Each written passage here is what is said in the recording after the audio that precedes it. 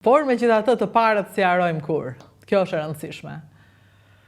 Falë tyre jemi këtu dhe falë tyre në flas shqip sot, so absolutisht unë jam shumë mirë njohës dhe janë inspirimi im më i madh në politikë bërjen apo dhe në jetën time, sidomos unë i takoj një fshatit i cilit la pas 350 evrar në një masakër shumë të madhe në Drenicë, në fshatin Verboc, cilët i takoj dhe ato ka pas të vranë jo vetëm nga fshati jonë, por edhe nga plot fshatra tjera.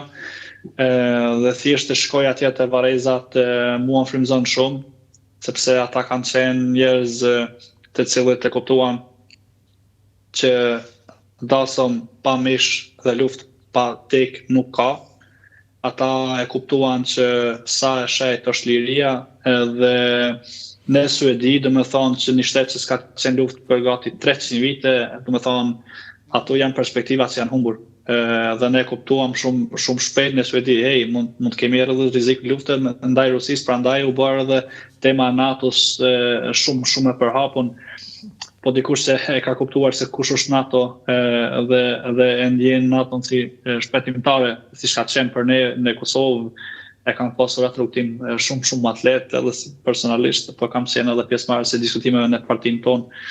Kështu që prejardha ime në Drenicë në Kosovë dhe si shqiptar ndikon shumë edhe tek politikë bërja ime. Bravo Arber, një kënaqësi e jashtëzakonshme të dëgjoj.